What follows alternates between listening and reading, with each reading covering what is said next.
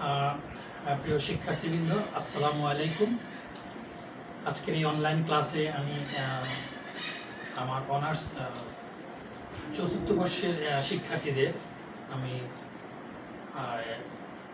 তোমাদের এই ক্লাসে অভিনন্দন জানাচ্ছি। আশা করি তোমরা যেখানে আছো, যে অবস্থায় আছো, সবাই ভালো আছো, সুস্থ আছো, সুন্দর আছো। তোমাদের কিছুদিন বিরতির পর আবার আমি বিশেষ করে এই সেশনে যে শিক্ষার্থীরা তৃতীয় বর্ষ থেকে চতুর্থ বর্ষে আসছো, তাদের আজকে এই প্রথম ক্লাসে আমি তোমাদেরকে স্বাগত জানাচ্ছি। আমি এই যে কোর্সটায় তোমাদের আজকে আমি পড়াবো, সেই কোর্সটার নাম হলো ফিলোসফি অফ মাইন্ড। এটার কোর্স নাম্বার হলো 241711। তো এই ফিলোসফি অফ মাইন্ড এই কোর্সে তোমরা যদি বইগুলোর সাথে যদি পরিচিত হও, তাহলে আমাদের আসলে এটা দুইজন মনোদার্শনিকের তাদের এই দার্শনিক চিন্তা এবং তাদের দুটো ফান্ডামেন্টাল যে বই আছে, সেই বইগুলো থেকে আমরা এই তোমাদের এই সিলেবাসে অন্তর্ভুক্ত করা হয়েছে। একটা বললেন গিলবার্ট রাইল, তার বইটার নাম হলো দ্য কনসেপ্ট অফ মাইন্ড। আর আরেকজন দার্শনিক, মনোদার্শনিক জেরেমি শেফার, ওনার যে গ্রন্থটা সেটার নাম হলো ফিলোসফি অফ মাইন্ড। তাহলে আমরা একজন বললাম কি Gilbert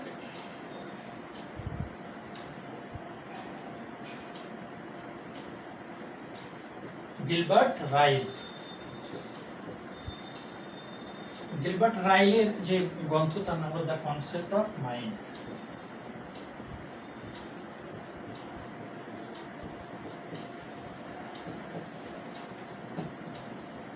the concept of mind. আর একজন হলো Jeremy Shaffer, Jerome A shepherd.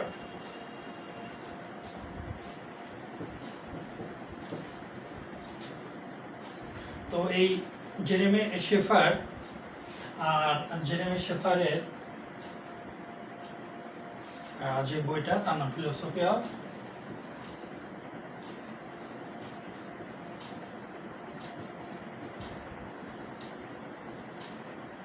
Mind. তো আমরা এই দুটা গ্রন্থ, গিলবার্ট রাইলের দ্য কনসেপ্ট অফ মাইন্ড আর জেরেমি শেফারের বইটার নাম হলো ফিলোসফি অফ মাইন্ড, এটা হলো আমাদের সিলেবাসের টেক্সট বুক।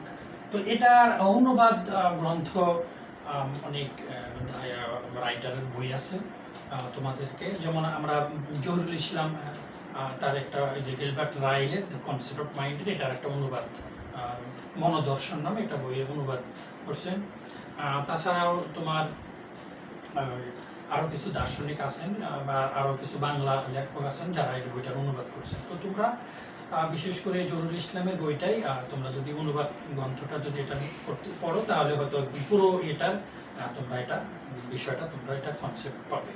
তো আমি এই দুইজন দার্শনিকের আমি তোমাদেরকে, আরেকজন টিচার আমার সাথে পার্টনার হিসেবে একজন টিচার আছেন, উনি তোমাদেরকে গিলবার্ট রাইলের এই অংশটুকু পড়াবেন, আর আমি জেরেমি শেফারের এই মনোদর্শন এটা আমি তোমাদেরকে পড়াবো। আজকে আমার প্রথম ক্লাস, আশা করি তোমরা আমার সাথে এই ক্লাসে থাকবে।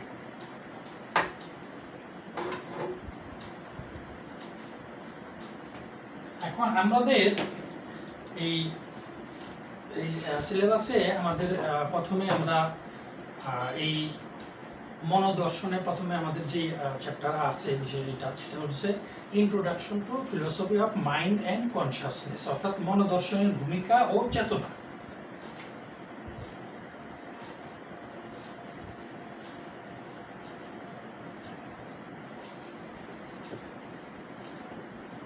মনোদর্শনের ভূমিকা ও চেতনা, ইংরেজিতে আমি কি বললাম, introduction to philosophy of mind and consciousness. তো এই মনোদর্শনের ভূমিকা এবং চেতনা এই অধ্যায় থেকে আমি আজকে তোমাদের ক্লাস নেব। এই অধ্যায়ে আমরা যে বিষয়গুলো আলোচনা করব সেই বিষয়গুলো একটু দেখো। আমরা এই বিষয়ে আলোচনা করব। আমরা প্রথমে জেরেমি শেফারের যে জীবনী, তার জীবনী আমরা আলোচনা করব। আমরা এখানে আলোচনা করব some conception of the soul, অর্থাৎ আত্মা সম্পর্কে কিছু ধারণা আমরা এইখানে আলোচনা করব। আরেকটা আলোচনা করব হলো the soul and the mind, অর্থাৎ আত্মা এবং মন, এই দুটা আমরা আসলে কি বুঝি, এই বিষয়টাও আমরা এখানে আলোচনা করব। আরেকটা বিষয় হচ্ছে হোয়াট ইজ কনসাসনেস, অর্থাৎ চেতনা বলতে আমরা কি বুঝি, এই বিষয়টা আমরা এই অধ্যায়ে আলোচনা করব। আরেকটা হলো the varieties of mental phenomena, অর্থাৎ মানসিক ঘটনাবলীর প্রকারভেদ, এই বিষয়টাও আমরা এখানে আলোচনা করব। এবং philosophy of mind to other discipline, এই মনোদর্শনের ভিন্ন প্রেক্ষাপটে এটা এই সম্পর্কে কি, মনোদর্শনটা কি, সেটাও আমরা এখানে আলোচনা আসবো। আরেকটা হলো সাম থিওরিজ অফ মেন্টাল ফিনোমেনা, অর্থাৎ মানসিক ঘটনাবলী সম্পর্কিত কতিপয় মতবাদ।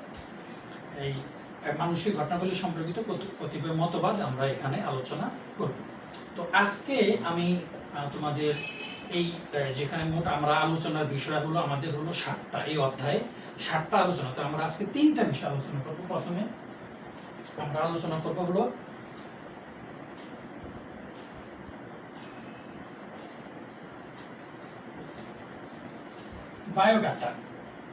বায়োডাটা অফ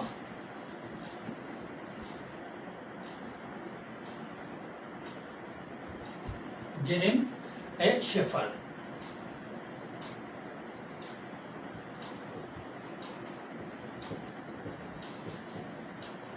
অর্থাৎ জেরেমি শেফারের জীবনী। তারপরে আমরা সেকেন্ড যে বিষয়টা আমরা এখানে আলোচনা করব, some conception of the soul.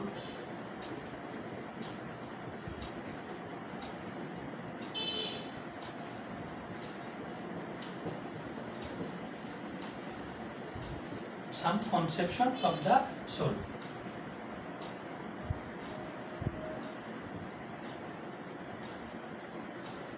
তো এই আর তৃতীয়ত আমরা অর্থাৎ আত্মা এবং মন সম্পর্কিত কিছু ধারণা, এটা আমরা আলোচনা করব। থার্ড যে বিষয়টা আমরা আলোচনা করব, আমরা জানবো আমাদের হোয়াট ইজ কনসেপশন, কনসাসনেস, অর্থাৎ কনসাসনেস কনসাসনেস অর্থাৎ মানসিক বা চেতনা বলতে আমরা কি বুঝি। তো এই 3টি বিষয় আমরা আজকের আমরা এই আলোচনায় আমরা থাকবো। তো আমরা প্রথমেই আমরা জেরেমি শেফারের যে জীবনী, সেই বিষয়টা আমি তোমাদের আলোচনা করছি। তাহলে প্রথমে আমরা 3টা বিষয়, প্রথমে কি বললাম, biodata of Jeremy Shaffer, some conception of the soul, আর what is conceptions of consciousness, এই বিষয়টা। অর্থাৎ এখানে some conception of the soul আর হলো বায়োডাটা অফ জেরেমি শেফার। আরেকটা বিষয় আমাদের এখানে আলোচনা আসবে, the soul and the mind. 4টা বিষয় এখানে অন্তর্ভুক্ত। আরেকটা হলো the soul and the mind, এটা হলো মন এবং আমার, অর্থাৎ আত্মা এবং মন বলতে আমরা আসলে কি বুঝি, এই বিষয়টা আমাদের আজকের আলোচনা আসবে।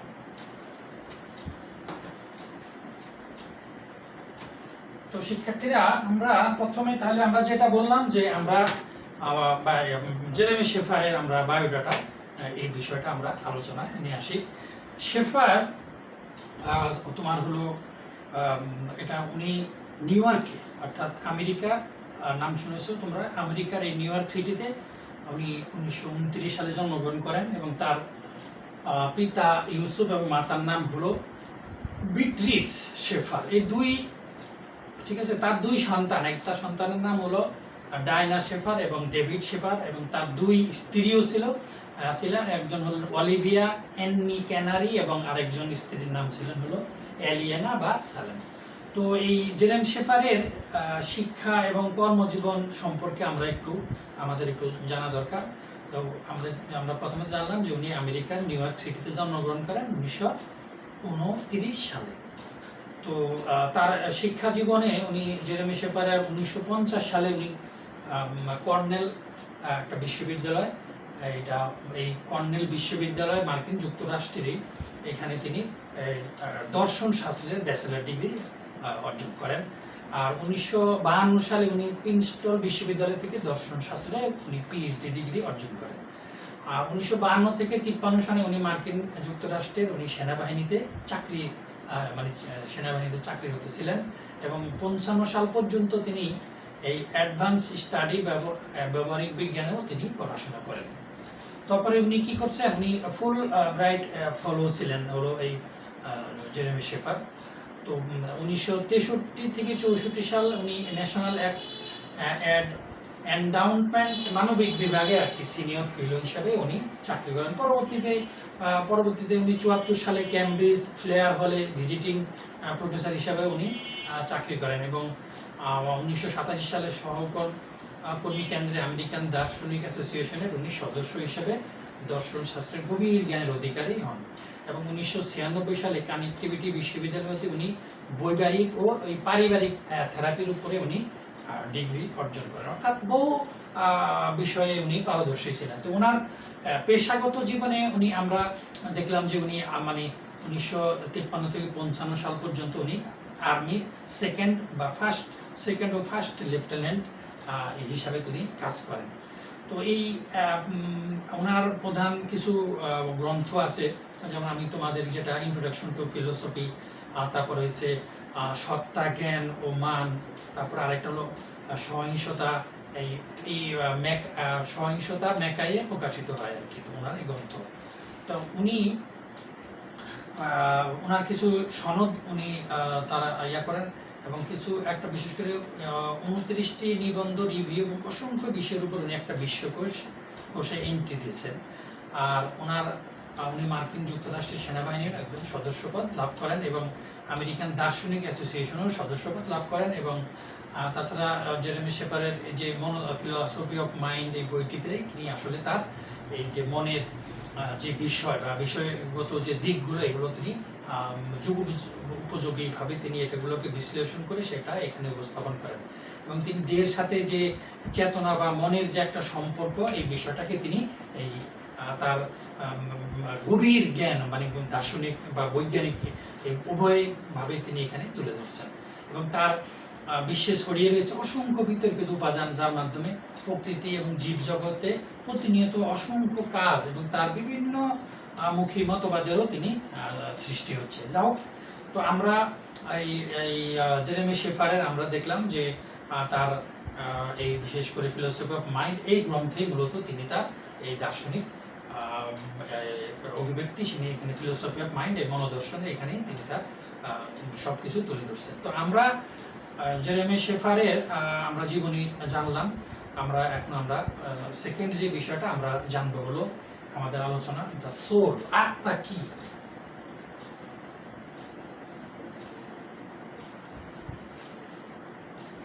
ঠিক আছে, আমাদের প্রথমে হলো কি আত্মাটা কি এই সম্পর্কে আমাদের প্রথমে। এখন আমরা তোমাদেরকে যদি ক্লাসে আমি যদি জিজ্ঞেস করি যে আত্মাটা আসলে কি, এখন তোমরা হয়তো বলবে যে স্যার আত্মা হলো একটা প্রাণ, ঠিক আছে, অথবা বলবো স্যার এটা যে আমাদের যে দেহ, এই দেহের মধ্যে যে আমাদের যে চেতনা আছে বা আমাদের যে এই আত্মা থাকলে আমাদের এই দেহটা সজীব থাকে, আর আত্মাটা যদি না থাকে তাহলে এটা ইনভ্যালিড বা নির্জীব হয়ে যায়। সুতরাং আত্মা হলো এই দেহকে পরিচালনার একটা, এটা হয়তো তোমাদের তোমরা হয়তো বিভিন্ন জন বলবে, কেউ বলবে যে স্যার আত্মা একটা অজড় পদার্থ, এটাকে আসলে দেখা যায় না, ছোঁয়া যায় না। আবার কেউ বলবে স্যার এটা আসলে আমাদের আত্মাটা হলো আমাদের হার্ট, এটা এই হার্টবিটটা, এটা যতক্ষণ এই হার্টবিটটা এটার ফাংশনটা কাজ করবে ততক্ষণ এটা থাকবে, যখন হার্টবিট এটা বন্ধ হয়ে যাবে তখন আত্মারও ফাংশন শেষ। আবার অনেকে আবার বলবে যে স্যার এই আত্মার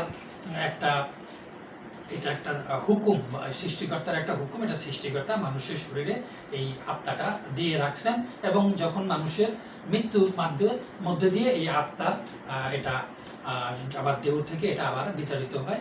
এটা বিভিন্ন আমরা এই আত্মার উপর অনেক আমরা দার্শনিক আলোচনা আমাদের আসছে। তো যাও, তো তোমাদের আবার অনেকে কিন্তু আবার বলবা যে স্যার এটা আসলে সেন্স আমাদের মস্তিষ্কের যে সেন্স, যেটা যে এটা যদি মস্তিষ্কের একটা ফাংশন যেটাকে আমরা বলি আত্মা। তো যাও, তো আমরা দেখছি যে জেরেমি শেফারের তার ছেলেবেলায় তার যখন স্কুল ছুটি হতো, স্কুল ছুটির পরে ফেরার সময় অর্থাৎ বাসায় ফেরার সময় তার সহপাঠীদের সঙ্গে উনি এই আত্মা এই বিষয়টা নিয়ে তার আলোচনা হতো এবং মানুষের আত্মা আছে কি নেই এই বিষয়গুলো তাদের সাথে শেয়ার হতো।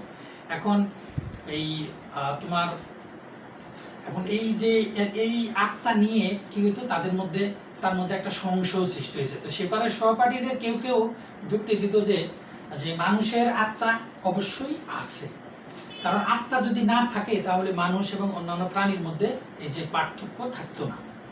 তার সহপাঠীদের অনেকে আবার দাবি করতো যে মানুষ অন্যান্য প্রাণী থেকে পৃথক নয়, সুতরাং মানুষের আত্মা আছে, আর মানুষের আত্মা থাকলেই প্রাণীর এমনকি পোকামাকড়ের যে কৃমি জাতীয় কীটেরও আত্মা থাকবে।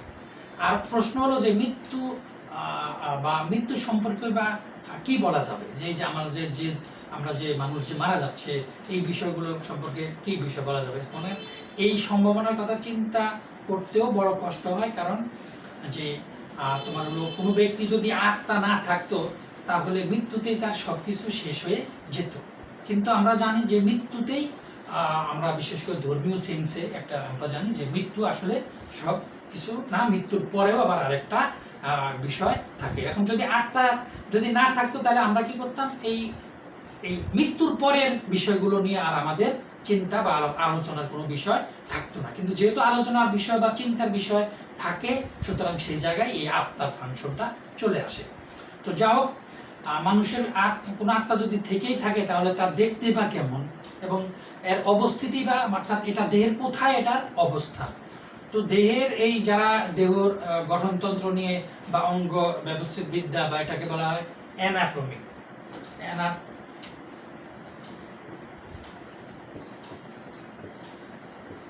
অ্যানাটমি। তো অ্যানাটমি বিদ্যা বা ব্যবস্থিত সব অঙ্গ ব্যবস্থিত বিদ্যা থেকে আমরা এতটুকু জানতে পারি যে যেটা পরিষ্কার যে কোনো ব্যক্তি সারা দেহে তোমার অস্ত্রোপচারের সাহায্য একজন সার্জন বা একজন বিশেষজ্ঞ ডাক্তার বা শল্য চিকিৎসকের পক্ষে এই আত্মার আবিষ্কার করা একটা অসম্ভব ব্যাপার। সুতরাং মানুষের আত্মা যদি থেকেই থাকে তাহলে তা কি আমাদের কাছে আত্মার এই ব্যাপারটা এটা আসলে একটা রহস্যজনক হিসাবেই থেকে যায়। তো যাই হোক, আমরা এই যে আত্মার এই বিষয়টা, তো আত্মা সম্পর্কে কিছু ধারণা আছে। যেমন প্রাচীন ইহুদিরা তাদের ধারণা ছিল কি যে তারা ছিল এই ধারণা অধিকারী যে আদি প্রণয়নকারী জাতিভেদের তারা মনে করতেন যে দেহের অভ্যন্তরে আত্মা থাকে এবং আত্মা কোনো মৃত বস্তু নয়, বরং দেহকে কি করে জীবন্ত রাখে। এবং আত্মাকে বোঝানোর জন্য হিব্রু ভাষায় আর কি এটা ব্রিথ, আমরা যে শব্দটা আমরা বলি যে শ্বাস প্রশ্বাস, ব্রিথ,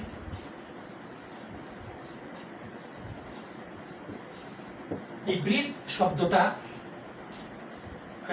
তোমার এটা ব্যবহৃত হয় হিব্রু ভাষায়।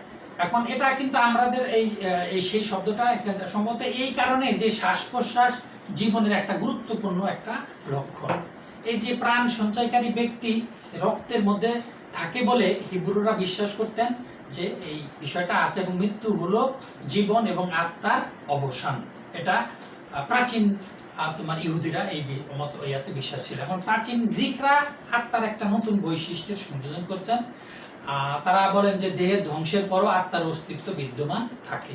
সুতরাং ইহুদিরা মৃত্যু বলতে প্রাণ এবং প্রাণ সঞ্চয়কারী শক্তি তথা আত্মার পরিসমাপ্তি ছাড়া আর কিছুই তারা বুঝতেন না। কিন্তু গ্রিকদের মতে মৃত্যুর অর্থ হলো দেহ হতে তার যে প্রাণ, এই প্রাণ সঞ্চয়কারী শক্তির প্রত্যাহার, অর্থাৎ দেহ থেকে সেটা চলে যাওয়া। গ্রিকদের মধ্যে কেউ কেউ যেমন পিথাগোরিয়ান, তারা এই গাণিতিক আবিষ্কারের জন্য বিখ্যাত ছিলেন, তোমরা জানো।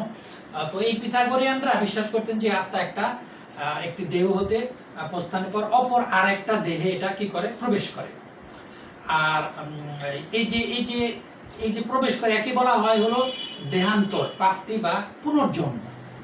এটা প্রাচীন গ্রিকরা এই পুনর্জন্মে এটা বিশ্বাস করতেন। তারা আরো বিশ্বাস করতেন যে কোনো জীবিত দেহ আত্মার যে বাসস্থান হিসাবে কাজ করতে পারে।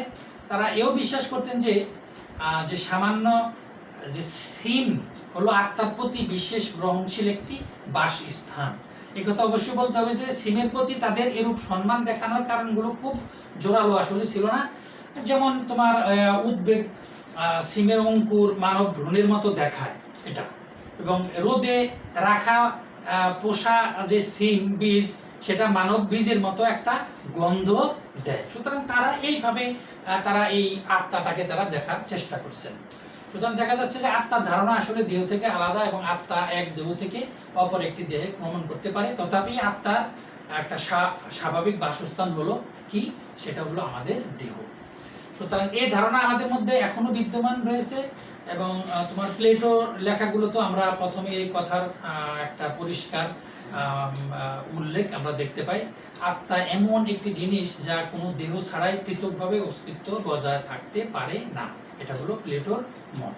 সুতরাং প্লেটোর মতে দেহহীন অস্তিত্ব হলো কি, আত্মার এমন একটি আদর্শ অবস্থা যাতে আত্মা দেহের বন্দিদশা থেকে মুক্ত হয়ে চিরকালের জন্য শাশ্বত এবং পরম সত্তাগুলোর মধ্যে বাস করতে পারে। এটাই হলো আত্মা সম্পর্কে প্লেটোর ধারণা। তো আমাদের আত্মার বিষয়টা আসলে আমরা আরো জানবো। তো আমরা আত্মার সাথে আরেকটা বিষয় আমাদের চলে আসে, সেটা হলো মাইন্ড, অর্থাৎ আত্মা ও মন। এই তোমার হলো the soul and the mind.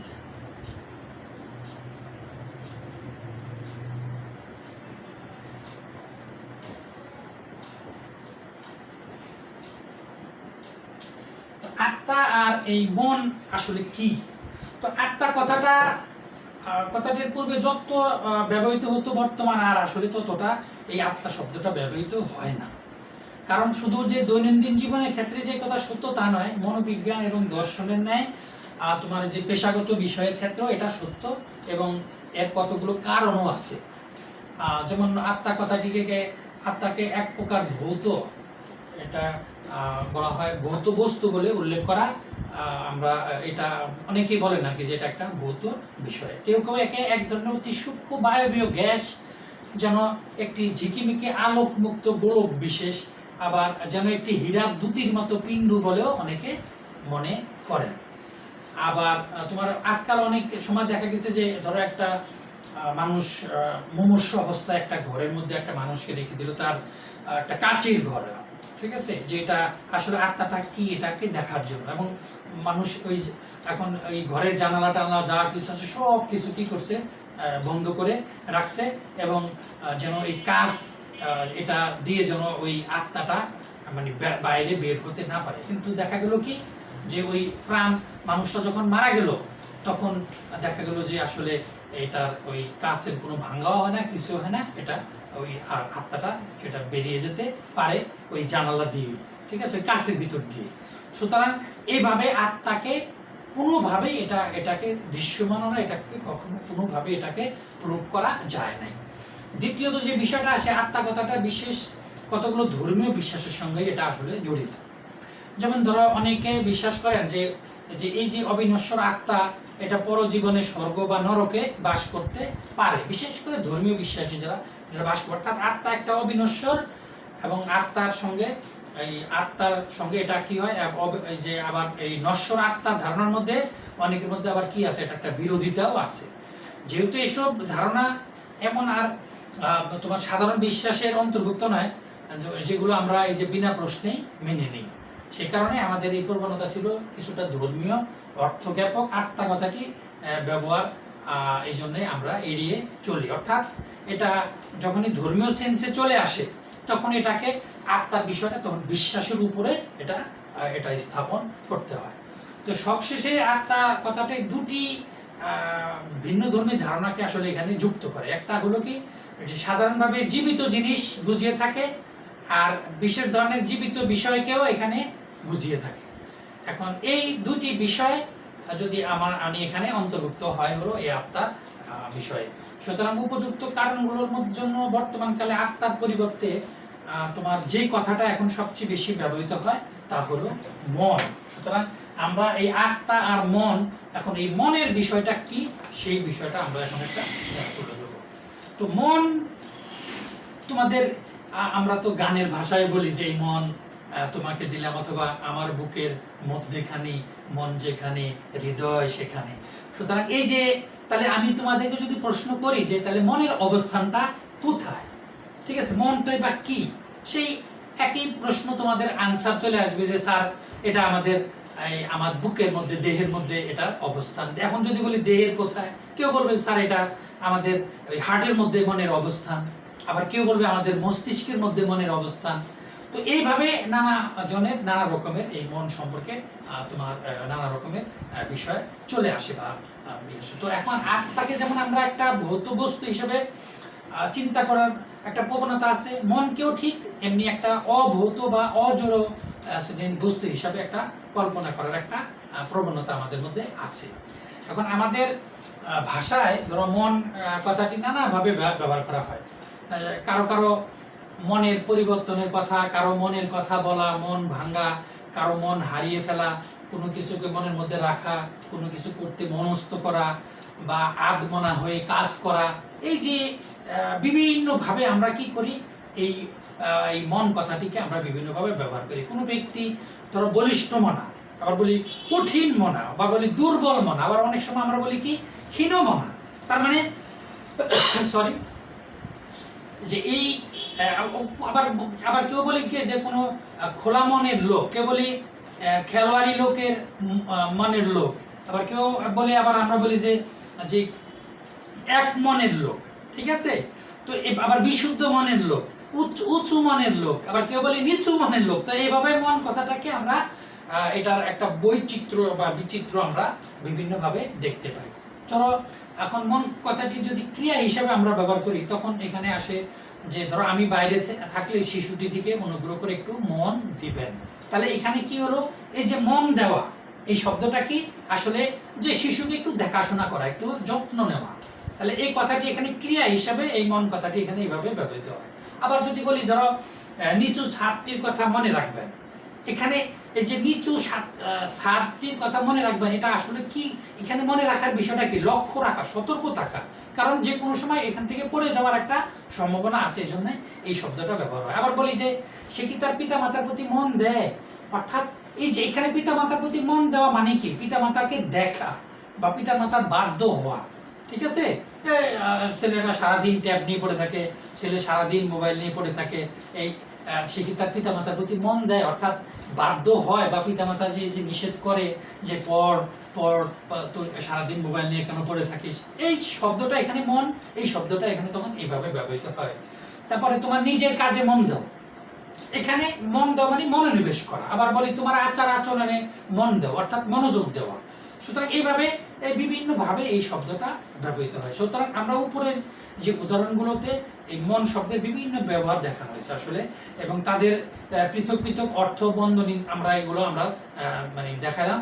তো আসলে এই শব্দগুলান, এই মন শব্দটা বিভিন্নভাবে ব্যবহার হয়, এবং এর কিছু বৈশিষ্ট্য হলো, এটার মূল বৈশিষ্ট্য হলো এটার কনসাসনেস, অর্থাৎ এটার একটা চেতনা থাকে, চেতনা আছে, যাকে মন পদ্ধতির একটা কেন্দ্রীয় উপাদানও বলা যেতে পারে এই চেতনাকে, যে মনের মানে মূল এটা হলো চেতনা। আমরা এখন তাহলে আমাদের মন আমরা জানলাম হলো সোল, আমরা জানলাম হলো সোল এবং মাইন্ড, অর্থাৎ প্রথমে আমরা জানলাম আত্মা, তারপরে আমরা জানলাম আত্মা এবং মন এই বিষয়টা। তো আমরা আরেকটা বিষয় আমাদের এখানে জানতে হবে যে আমাদের চেতনা কি। চেতনা that means what is consciousness, ঠিক আছে।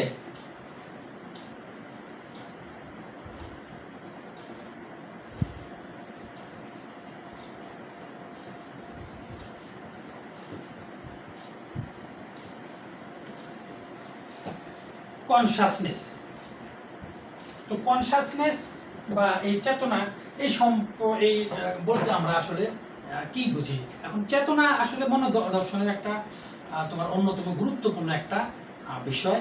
এই চেতনা বা কনসাসনেসকে এটাকে আসলে কোনোভাবে সংজ্ঞায়িত করা যায় না, কিন্তু মানসিক ঘটনাগুলি দ্বারা কি করা যায়, এই চেতনাকে ব্যাখ্যা করা যায়।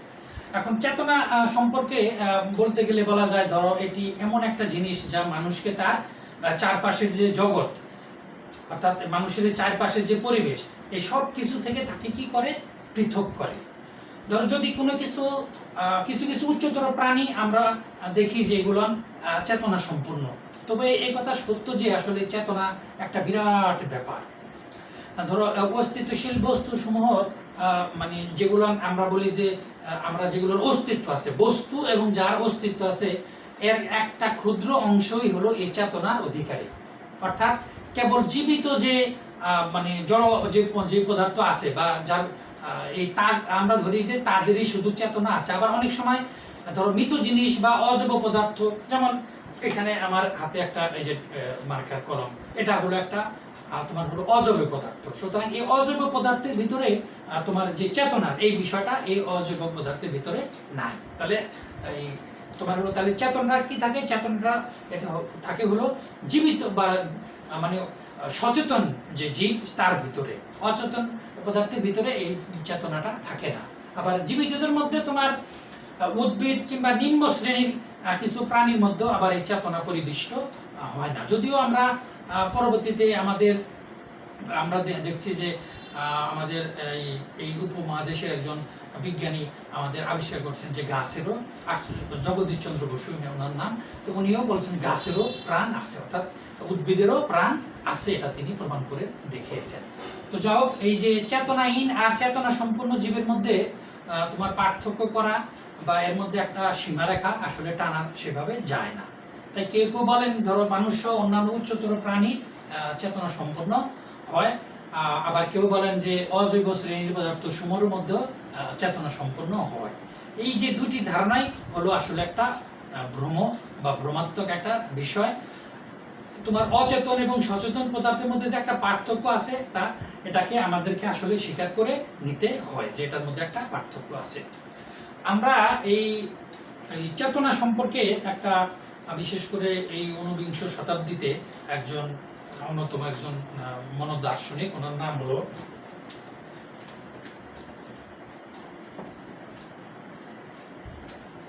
জি.টি. ল্যাড। ঠিক আছে, এই যে ওনার নাম হলো জি.টি. ল্যাড। এই জি.টি. ল্যাড উনি একটা চমৎকার এই চেতনা সম্পর্কে একটা চমৎকার সংজ্ঞা দিয়েছেন। তো উনি ওনার ইয়াটা হলো যে ধরো আমরা যখন আমাদের এই মাথায় যখন আঘাত পায় কিংবা গভীর এবং সম্পূর্ণরূপে স্বপ্নহীন নিদ্রা মগ্ন থাকার পরিবর্তে জেগে থাকা, তার মানে হলো যে আমরা গভীর ঘুমের মধ্যে না থেকে ঘুমের আদৌ ঘুম যেটাকে আমরা বলি সেরকম ঘুমে থাকা, তখন আমরা যে অবস্থায় থাকি তা হলো চেতনা অবস্থা। তাহলে চেতনা অবস্থাটা আমরা যদি, এটা হলো জি.টি. ল্যান্ডের, উনি এটাকে বলতেছেন যে এটা হলো চেতনার একটা অবস্থান। অর্থাৎ কেউ যখন সংজ্ঞাহীন হয়ে যাওয়ার পূর্ববর্তী অবস্থা, অর্থাৎ ঘুমিয়ে যাবার, ঠিক আছে, পূর্ববর্তী অবস্থা, যে অবস্থা আমরা থাকি সেটাকে বলা হয় হলো চেতনা অবস্থা। এখন ক্রমশ যদি স্বপ্নবিহীন এই নিদ্রাভীত অবস্থায় পতিত হলে অথবা ধীরে ধীরে সংজ্ঞা হারিয়ে ফেললে আমরা যা ক্রমশ হ্রাস পায়, ঠিক আছে, এই যে এবং বাইরের ভিড়ের যে একটা শোরগোল, আমাদের দিনের খাওয়ার পরের ঘুম হঠাৎ ভাঙলে অথবা টাইফয়েড জ্বরের মধ্যরাত্রের সংকট অবস্থান থেকে আমরা যখন মুক্ত হইতে থাকি, তখন আমাদের ক্রমশ এটা বৃদ্ধি পায়, তাকেই আমরা আসলে সচেতন হওয়া বলি। ধরো এই যে আমি নিজেই, আমার একটা অভিজ্ঞতা আছে, হাসপাতালে আমি একবার অপারেশনে আমাকে নিয়ে গেছে। এখন এই অপারেশন থিয়েটারে আমাকে প্রথমে সংজ্ঞাহীন করলেন। এখন যখন ইনজেকশন পুশ করলেন, ডাক্তার কিছুক্ষণ কথা বলার পরে আমি দেখি আস্তে আস্তে আমি কথা জড়িয়ে আসতেছে, পরে আসতে আমি আর আমার কিছু মনে নাই। আবার যখন অপারেশন শেষে আবার এক সময় দেখি আমার আস্তে আস্তে আমার চেতনাটা আবার ফিরে আসতেছে। আমি আস্তে আস্তে বাইরে একটু ডাক্তার, ওই আমার যে আমি ওটিতে আসি, সেখানে দেখি নার্সদের একটু চলাফেরার শব্দ পাচ্ছি, দু একটা ডাক্তারের কথা বলার শব্দ আমার কানে আসতেছে। এইভাবে আস্তে আস্তে আস্তে আস্তে এক পর্যায়ে আবার আমার মধ্যে আবার সেই পূর্বের অবস্থায় চলে আসে। এই যে অপারেশনের আগের অবস্থা আর আবার পূর্ববর্তী অবস্থা, এই মাঝখানে যে অবস্থায় ছিলাম আমি সেটা হলো এটাকে চেতনাহীন, আর তার পূর্বের যে অবস্থা সেটা হলো চেতনা অবস্থা। তাহলে আমরা এই বিষয়টাও তোমরা যে যে এই জন্য বলছে যে সংজ্ঞাহীন হয়ে যাওয়ার পূর্ববর্তী অবস্থা অথবা ঘুমিয়ে যাওয়ার পূর্ববর্তী অবস্থা, অর্থাৎ এই যে আমি এখন যে অবস্থায় আছি, যে অবস্থা তোমাদের সাথে কথা বলছি, এটা হলো চেতন অবস্থা। তাহলে চেতন অবস্থাটা তোমরা বা কনসাসনেস, এই বিষয়টা আশা করি তোমরা বুঝতে পারছো। তো আমাদের সর্বশেষ যে বিষয়টা সেটা হলো মন এবং চেতনা, এই দুইটা বিষয় সমব্যাপক কিনা। আসলে দার্শনিক ডেকার্তের মতে মন এবং চেতনা অভিন্ন এবং সমব্যাপক, অর্থাৎ মনের ক্ষেত্রে যতটা চেতনার ক্ষেত্রে ঠিক ততটাই। কারণ ডেকার্তের মতে চেতনা হলো মনের একটা সারধর্ম, কাজে যা মনের মধ্যে আছে তা চেতনায় আছে, আর যা চেতনার বাইরে তা মনের বাইরে। সুতরাং ডেকার্তের এই অভিমত আমরা আসলে গ্রহণযোগ্য নিতে পারি না, কেননা চেতনার কেন্দ্র আর চেতনার প্রান্তদেশ এই দুটি যদি আমরা জুড়ে দেই, তাহলে সেই ক্ষেত্রে যাকে আমরা মন বলি তার মধ্যে চেতনার ক্ষেত্র ছাড়াও রয়েছে অচেতন বা নির্জন একটা জ্ঞান, আর চেতনার স্তর বা নির্জন স্তরকে যুক্ত করে মনের ক্ষেত্র তখন পাওয়া যাবে। আর আসলে এই মনের যে চেতনার যে ক্ষেত্রটা, এটাকে আসলে আমরা বলি মনের ক্ষেত্র, যেটা চেতনার ক্ষেত্রতে আমরা পাই হলো কয়টা জিনিস। আমরা একটা পাই হলো চেতনার কেন্দ্র আর চেতনার প্রান্ত। চেতনার ক্ষেত্রে এই দুইটা জিনিস পাই, একটা কি চেতনার কেন্দ্র আর চেতনার প্রান্ত। আর মনের ক্ষেত্রে আমরা পাই চেতনার কেন্দ্র, চেতনার প্রান্ত প্লাস নির্জ্ঞান, এই তিনটা বিষয়। এখানে এই যে নির্জ্ঞান যে বিষয়টা, এখানে এই বিষয়টা এখানে যুক্ত হয়েছে। সুতরাং মন হলো একটা খণ্ডিত বা ক্ষুদ্র অংশ বিশেষ, আর তোমার হলো যে চেতনা হলো একটা অংশ বিশেষ, আর যেটাকে আমরা বলি হলো আর তোমার হলো মনের ক্ষেত্র, এটা হলো শুধু দুইটা অংশ। যে চেতনার ক্ষেত্রটা এটা হলো তোমার, আমরা এটাকে বলি হলো ক্ষুদ্র অংশ, আর মনের যেটা এটা হলো বেশি বিস্তৃত অংশ। কারণ এইটার মধ্যে কি নাই, চেতনার তোমার মধ্যে এই যে নির্জ্ঞান স্তর, এটা চেতনার মধ্যে নাই, এটা মনের মধ্যে আছে। সুতরাং মন এবং চেতনা বা চেতনার ক্ষেত্র সমব্যাপক নয়, মন চেতনা অপেক্ষা বেশি ব্যাপক, এটাই। তো যাই হোক, আমরা আমাদের আজকের এই ক্লাসে আমরা তাহলে চারটি বিষয় আমরা আলোচনা করলাম। প্রথমে আমরা জেরেমি শেফারের জীবনী, এই বিষয়টা আমরা আলোচনা করেছি। পরবর্তীতে আমরা আত্মা কি এবং আত্মা জানার পর আত্মা এবং মন এই বিষয়টা কি সেটাও আমরা জানলাম। তারপর আমরা জানলাম হলো কনসাসনেস বা চেতনা বলতে কি বোঝায় সেটাও আমরা জানলাম, এবং সর্বশেষ মন এবং চেতনা এই দুইটা বিষয় সমব্যাপক কিনা এই বিষয়টা আমরা জানলাম।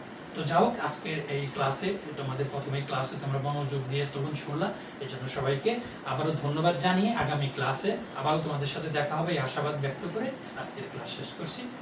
আল্লাহ হাফেজ, শুভরাত্রি।